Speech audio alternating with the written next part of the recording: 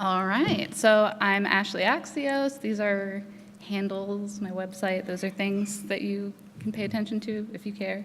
And I found out I was going to give this talk yesterday, so hopefully it goes okay. I don't usually give 20-minute talks, so I'm going to try to speed through things quickly. And just give me one of those confused looks if I'm not making sense, and I'll try to calibrate and adjust. But I'm going to get into it fast. So I believe that the best brands are built on values. And far from just a bumper sticker kind of slogan-y thing to put out there in the world, it's actually something that I believe so deeply. I'm going to share a story about how I try to live it on a daily basis and how it's integrated into my own life. This is me and my husband, Nathaniel. He goes by Nax. So when we got engaged, we did what a lot of couples do, I hope. And we talked about our values and the ways that we wanted to live, the way that we wanted to live in the world, the difference we wanted to make in our professional lives, in our personal lives, with the communities that we're a part of. And we believe in social good, leaving the world a better place. No pressure, right? So we went on this exercise because we're both designers, and as you do, you start talking about values, and it automatically turns into a branding project. So we went through a process of thinking. We were also dealing with, like, what was I going to do with my last name? This whole kind of gendered thing, like, I'm going to just take your name. So we went through this process of figuring out like what words aligned with our values and how we might brand ourselves around those. So we came up with Axios. It wasn't his last name before. It wasn't mine. It's Greek, but it wasn't a name before, just a term. And it means worthy or having weighted value. And so it's a constant reminder. It's aspirational for us. I don't believe that I'm always worthy, to be very clear. But it's a constant reminder of what we're trying to do and the bar that we're setting that should stretch us on a daily basis. So, it's the design and the brand of our lives. And that's a belief that, that value should exude from your lives and from all of the work you do. And it's something that I lived really deeply in my last job, which was at the White House. So you've all heard of the White House. Familiar? So, like, to be clear, not this White House. It's probably worth stating. I don't think they have any values, so it's probably already clear. But this White House.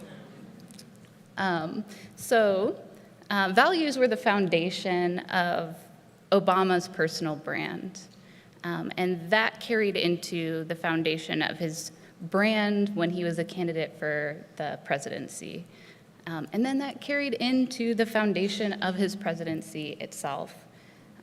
His brand is about equity, love, hope, service, protection and security, second chances, belonging and inclusion across differences. So I worked at the White House as a creative director and a digital strategist, working out of the first ever Office of Digital Strategy for a little more than 4 years. And we worked with the mission of connecting people with purpose, which really means to find meaningful ways of creating engagement and connection between the administration, the Obama administration, and the public, given the influence of technology on how you get information, how you engage with one another, and the ways that you want to build a community. We were also there to communicate what was sometimes very complex policy information, as you might imagine, to the public, to try to make that human and clear with things like plain language, compelling content, and scaling things to allow for moves from highlights into really deep reads. ODS, the Office of Digital Strategy, is about 20 people. Hobbs, are you in here? He's in the back. He's one of the designers on our team. You should talk to him a little bit later as well. But we did everything digital, from whitehouse.gov, the social media channels, setting them up and managing them, online engagements, We're talking about the YouTube interviews. We had, Glozell and other YouTube stars interview the president after the State of the Union to get more interaction there. Produced video, you name it. If it was out of the box and it came from the White House during the Obama administration, chances are we kind of touched that and impacted it in some way, or it came from our team. So we were a team of 3 designers for most of the time. But on the values side, during the second term, we made a campaign in this effort to really amplify the North Star of the White House and our administration. So this was aimed to help staff, from environmental protection to national security teams, or from our science and technology policy group to our, folks focused on job creation, all remember the unifying values in their simplest form. So it's quite the exercise to get down when we have some teams like Susan Rice and team focusing on national security, and we have other folks working deeply in other issues like the environment. But every day, we use all the tools we have to fight cynicism, unlock the possible, make life better for the American people and people around the world. So in this, there are 3 main pieces that we highlighted to make it even more poignant and to allow people to kind of take on the badges of the pieces that they needed to focus on more in their daily lives. Fight cynicism, unlock the possible, and make life better. And we're really low-tech in a lot of ways in the White House, so you'd see people with binders walking around the White House campus with stickers on them. So they choose the one that was going to be like their mantra that they really needed to work on and would be a daily reminder. And these really came into play in the writing, the speeches, the actions, the communication efforts, our web design, our technology choices, from our product development decisions all the way down to like the nuances of our sitemap. Are we making life better? Are we unlocking what's possible for our customers? Are we fighting the cynicism that can so easily crop up? And with this, I'll fly through some quick examples of some of our projects to give you context. I see no confused faces yet. Are we tracking okay? Excellent. So, between 2 ferns, funny or die skit. I'm going to show you the whole thing here. But you want to fight cynicism. A lot of that is like breaking down the tension that builds up on major issues. We used humor to do this a lot during the Obama administration. And at the same time, we're making life better. This drove a huge spike in traffic to healthcare.gov during a time where we had open enrollment. We did not build healthcare.gov. Disclaimer text, it's important. So it gives you a sense of how those values came into some of the things that you might have seen. January 26, 2015, the Supreme Court legalized gay marriage across the United States. And one of the things that we really wanted to do with this, we had no inside knowledge of how the decision was going to go down. We knew, just like everybody else, there was going to be a decision in a general time frame. But we created animated GIFs to celebrate the work that happened on a state-by-state level, and then to celebrate the achievement of it coming through on a national level. This animated GIF was one of the most retweeted GIFs on the White House Twitter of all time, with more than 64,000 retweets in under a day. So it's showing what's possible when we come together, the ultimate idea of fighting cynicism and making life better for a historically disenfranchised group, a group that might not otherwise see themselves reflected and in alignment with the head of their government. And similarly, lighting up the White House and changing avatars, really changing our face on digital platforms to indicate what we believe in and our alignment. So you saw these things? Some of them? Okay, good. Probably didn't see this, but we did plenty of explainers, animated whiteboards, really low-tech things, just locking me or a couple of our other creatives in a room for 24 hours, working within a week to try to explain complex policy like economic incentive for doing immigration reform into something that's compelling and interesting and can show the benefit to a wider community. Hobbs worked and did incredible work on this project. We did a redesign of whitehouse.gov. Ask us maybe later how we feel about how Trump's using it.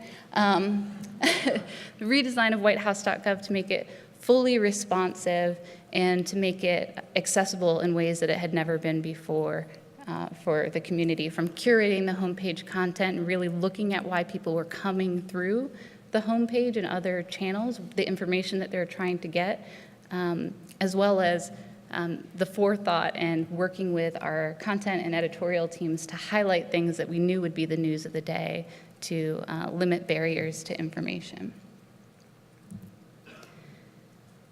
Another one that uses humor, lots of correspondence dinner pieces, from skits to slides. This is one of the top Facebook videos of all time. So it's fun to watch the president get worked up about things, but you have to create the right environment for that. At least you did during our administration. I don't know anymore. You have to create the right environment, because if President Obama just got angry about climate change or angry about how news channels were,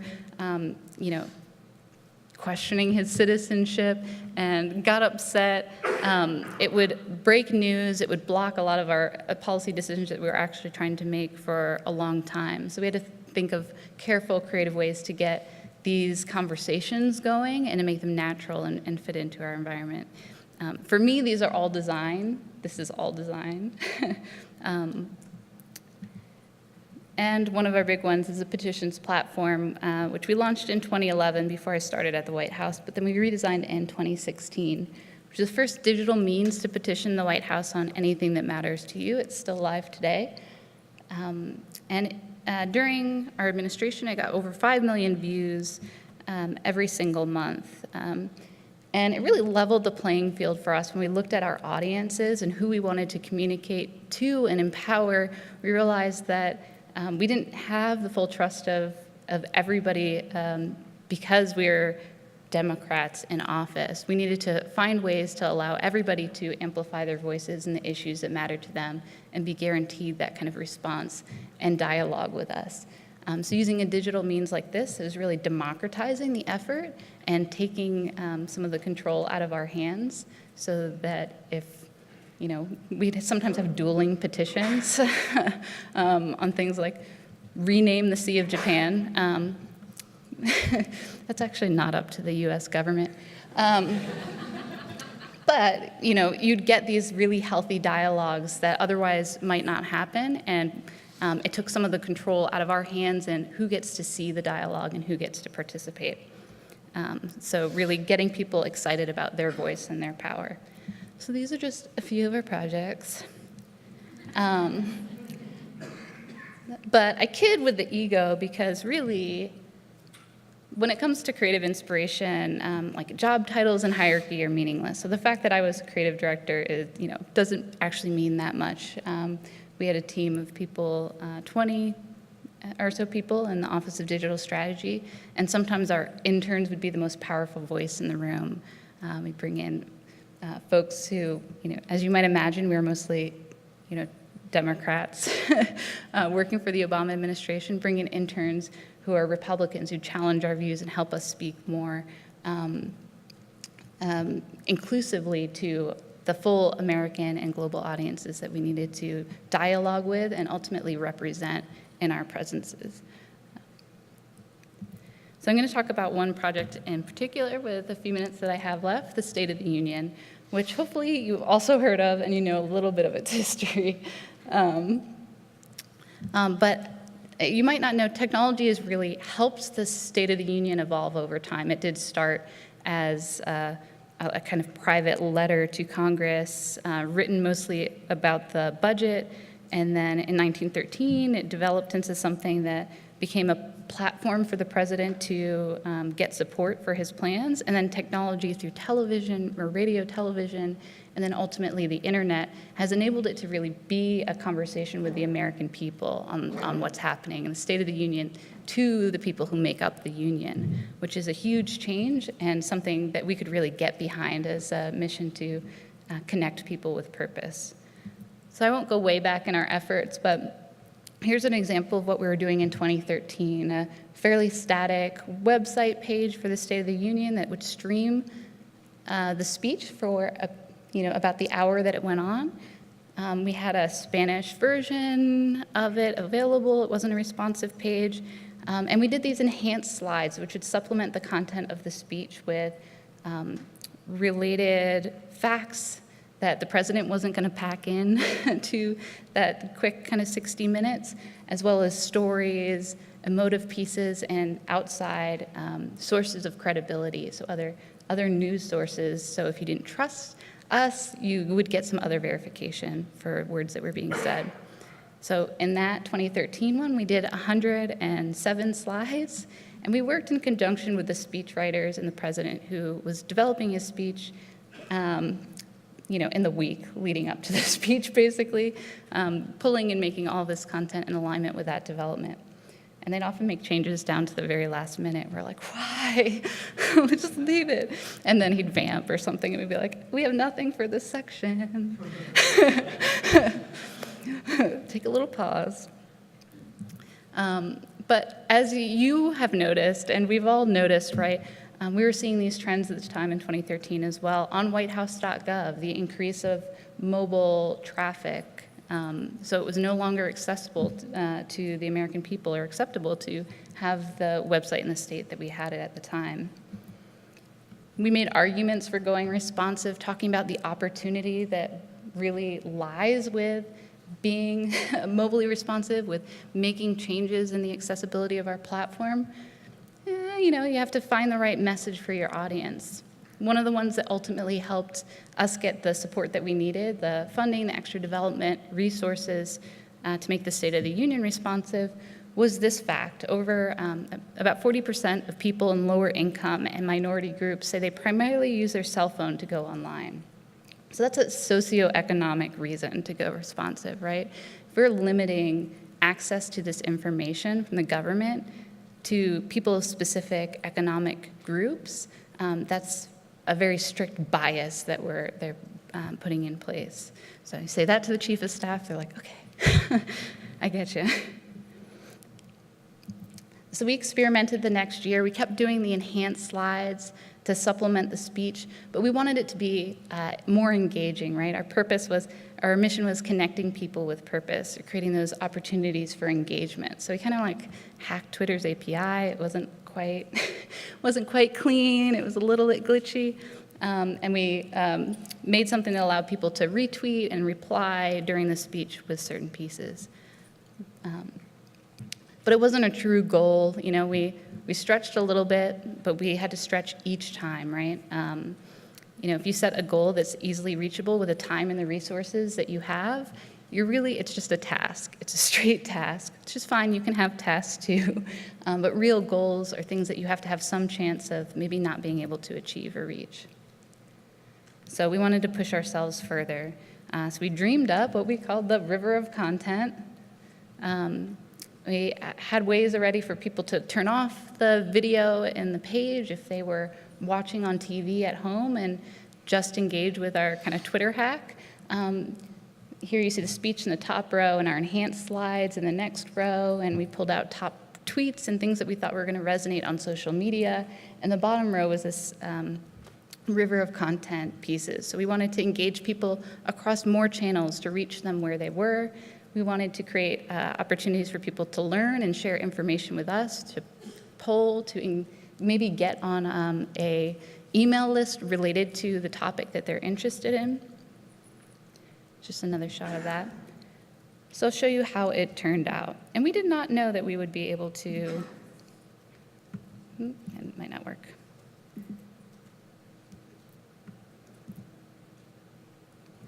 May or may not be able to play this. Ask me about it later.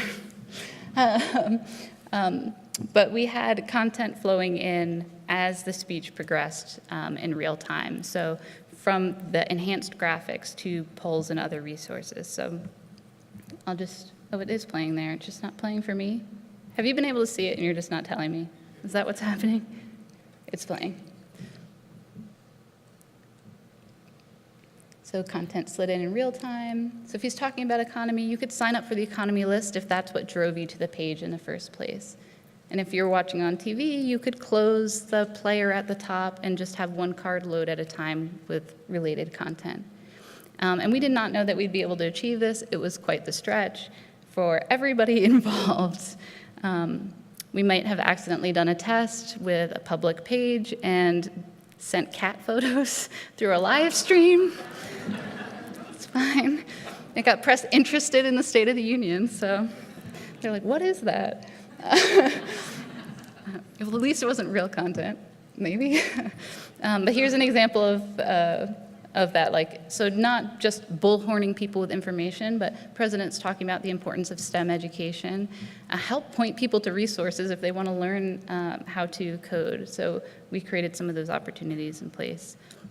And we had the stats to back it up in the end here, rounded numbers, but our engagement went up because we thought carefully about what people needed, and we thought about increasing that engagement and connecting with real purpose and challenging ourselves in the process. Our average time on page got up to over 16 minutes, which is really incredible for a speech where somebody's talking about so much policy in a short amount of time, all in just the 61 minutes of the speech there.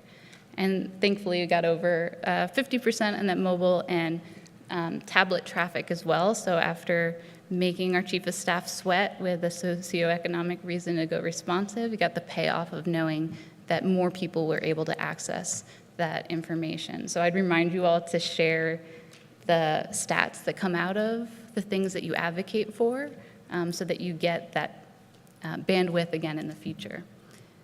And we're not, special, extraordinary people. We're just pushing ourselves really hard. They're all dear to my heart. But Ken's holding a Love Actually DVD in this for no reason at all. So we're just a bunch of weirdos trying to make the world a better place. Trying to build something that is forward-looking, pushes ourselves, and demonstrates values in the process, just as our president was at the time. So we had the honor of working for a president who worked to make the American experience great for all people, and worked to make America beneficial and have a healthy relationship with people who were even outside of our country, imagine, and who saw good in all people, from staff to others. So as we think about user experience, I think we have to remember that we have the opportunity to inspire and to bolster people, to support and to inform and collaborate, that as much as you push yourself, that's the extra benefit that you give to the people on the other end of the experience. And sometimes we have these deadlines and we push and we get it done and you just want to wipe it away and check it off. But going back to that and seeing, after you've celebrated your success, did we really achieve it? Could we push it further than we did the next time around? I work at Automattic now, tech company. It's a kind of interesting shift, but our mission is to democratize publishing and commerce. So there's a tie-in there. WordPress powers over a quarter of all websites.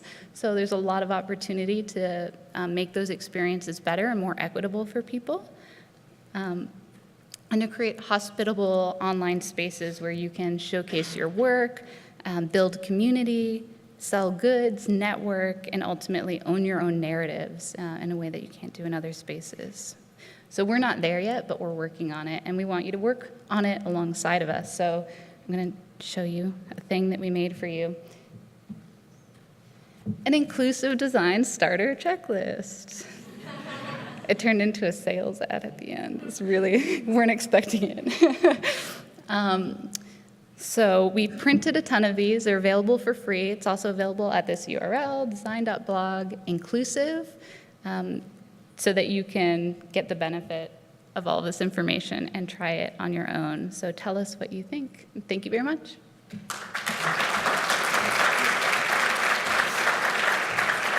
Awesome. Hi, my name's Neil. I'm from New York. In your role, you had to most probably convince a lot of people about what you wanted to do. Can you speak to the complexity of trying to get buy-in from so many stakeholders and still meeting deadlines while keeping your vision? Yeah, I mean, it's looking for those proof points, and sometimes it's easy to forget the wins that you've already had, and so we don't always use them to our advantage. I wasn't part of the 2008 election campaign, but that was a huge win, and the use of design and clear communications and digital channels and getting Obama into the White House in the first place is pretty undeniable. So once we're in the White House, using those stories again to say, listen, like, trust us. Look at the ways that it made a difference, and people understanding what this new junior senator was about and what he wanted to achieve. Like, this is what we can do for the policy that's in front of you. And then each time we had a win, it was so tempting because we were so tired to just like pat ourselves on the back and like move on to the next challenge. But really taking that information and culling it down and sharing it with others to get them excited about the opportunity and aligned with us in the ways that we could push that even further, just made it so that people were kind of coming to us eventually, saying that they could see the potential, or even if they couldn't, they were curious about how we might be able to help them. Thank you.